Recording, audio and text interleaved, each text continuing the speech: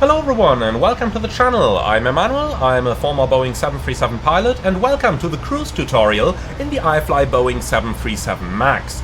We've just reached our cruising altitude, and while we can sit back and relax a little bit over here, there is still some stuff that we need to do. So let's go right into it.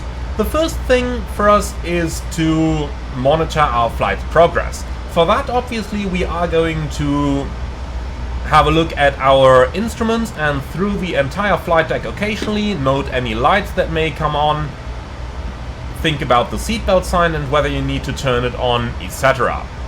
But we also need to conduct fuel check as we're overflying waypoints. In order to do that, let's go ahead and have a look at our flight plan. So we can find our flight plan down here, and when strolling down to the nav log, you will notice that, for example, over here at the waypoint Cano, we're supposed to be 24 minutes in the air, and we are supposed to have 5,659 pounds of fuel on board. So, as we are approaching Cano right now, let's have a look. We're 22 minutes in the air, we'll need a tiny bit more to get there, so we're running fine on the time. Then, in terms of the fuel, we are going to check the actual fuel on board, and then we use the fuel flow switch and put that into the used position to check how much fuel we have used. So in this case, 3,600 kilos, or sorry, 3,600 pounds on both engines combined. If we add that up with the total fuel that we currently have on board, we should get the amount of fuel that we had uplifted on the ground. So in this case, 3,800 plus 7,100 leads us to 10,900. We loaded up 11,000 pounds, so we are running well on the fuel. As we're approaching Cano, we can see that we have approximately 1,300 pounds extra on board, but note that we loaded an additional 1,000 pounds on the ground. So in general, we basically only have like 200 pounds extra, so we're running pretty much on schedule over here. The next thing we want to do is to create some situational awareness. Whenever we are overflying, no idea why it's disengaging LNAV. Okay, disregard that. Whenever we are flying, we are normally crossing from one ATC airspace into another. Now, you can view those airspaces nicely on the en route chart, for which I'm going to show you a quick example over here right now on the Navigraph charts. So, we can see that there is an airspace boundary right about here at Cano. Let's go ahead and mark that on our navigation display so that we increase our situational awareness and where to expect frequency changes. So I'm going to go to the Lex page and take whatever waypoint it is. Let's say, for example, Rasmi over here. Let's take Rasmi and go to the fix page, insert that up here, and now you can see this has been marked with a color on the navigation display. And this now draws our attention to this, which basically tells us, hey, there is something that you might have to do over here.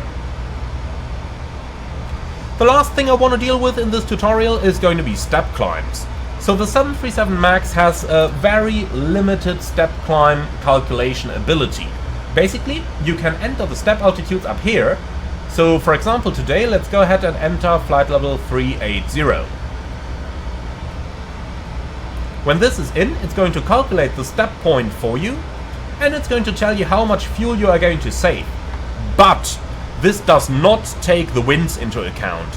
So just like when we decided on our cruising altitude in the previous tutorial, you can't just blindly trust this, but you also have to have a look into your flight plan in order to get some better data. How do you do that? Well, let's have a look into the flight plan over here, and we're just going to look into our figures that we have over here. For example, at Rasmi in flight level 360, we are supposed to have a headwind of 33 knots. As you can see though, climbing to flight level 380, we have an additional headwind, so the headwind is stronger. And our dispatch, so SimBrief, has calculated that the optimum level is 360. For that reason, a step climb is not recommendable over here. So if you are deciding on your step climbs, be sure to figure this into your decision whether you want to do a step or not. Last but not least, I am going to delete this once again, so that we get our top of descent information back down here. So this is a little bit of basics about the stuff that you do in the cruise. As you're approaching the top of descent about 100 to 120 miles out, it's already time to start preparing for the descent, but that is going to be for a separate and dedicated video. As always, if you have questions about the topics that we went over in this video, be sure to put them into the comments below. And with that, I would like to say thank you very much for watching. As always, like, comment and subscribe, and if you really love what I'm doing on this channel, I would appreciate a small donation through the Buy Me Coffee link in the video description below. Thank you for watching, and I'm looking forward to see you all again on the next one.